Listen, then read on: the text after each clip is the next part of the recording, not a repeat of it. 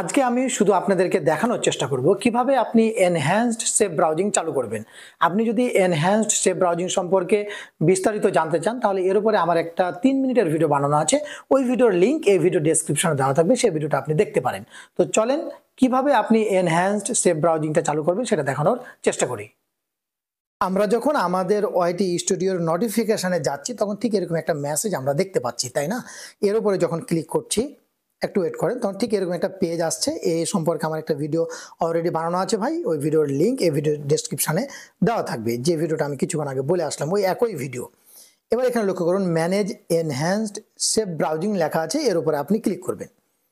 Click করলে দেখুন এই যে এনহ্যান্সড সেভ ব্রাউজিং টিকমার্ক দেওয়া আছে, মানে অলরেডি চালু করা আছে, তাই না? এটা দেখে অনেকে বলছেন যে আমার তো চালু করা আছেই, তাহলে তো আমাকে আর কিছু করা লাগবে না মনে হয়, তাই না? না, আপনাকে আরেকটা অপশান আপনাকে চেক করে দেখতে হবে সেটা অন আছে কিনা। এটা তো মানে একটা নোটিফিকেশান, তাই না? এই নোটিফিকেশানটা কি আপনি সবসময় এখানে পাবেন? আরও নোটিফিকেশান এসে এসে যখন জমা হবে তখন এটা তো হারিয়ে যাবে, তাই না? তাহলে এই মানে অপশনটা আপনার সেটিংসের কোন জায়গায় আছে সেটা দেখতে হবে এবং সেটা অ্যাক্টিভ আছে কিনা সেটা আপনাকে দেখতে হবে, ঠিক আছে? তাহলে এখান থেকে বের হয়ে গেলাম। তাহলে আমাদের যেহেতু এটা ক্রোম নিয়ে কাজ করা, তাহলে আমরা ক্রোমে যাব। এই যে লক্ষ্য করুন আমার ক্রোম, এই ক্রোমে ক্লিক করলাম। ক্লিক করার পর ওই যে ওপরে 3 ডটস, এই 3 ডটসে আপনি ক্লিক করবেন। ক্লিক করার পর এই যে সেটিংসে ক্লিক করবেন। সেটিংসে ক্লিক করার পর প্রাইভেসি অ্যান্ড সিকিউরিটি লেখা আছে, এর উপরে ক্লিক করবেন। নিচে লক্ষ্য করুন সেফ ব্রাউজিং, এর উপরে আপনি ক্লিক করবেন।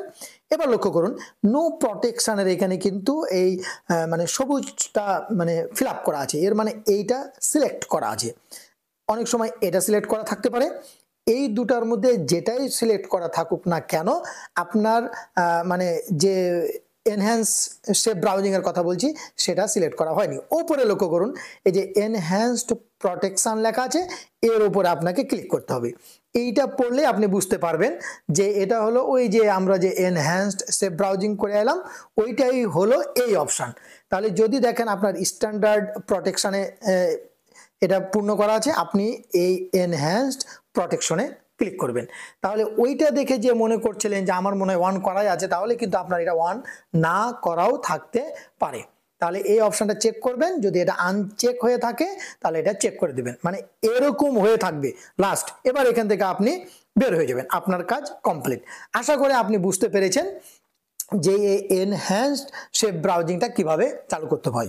ভালো থাকবেন, সুস্থ থাকবেন, আমাদের সঙ্গে থাকবেন। আল্লাহ হাফেজ।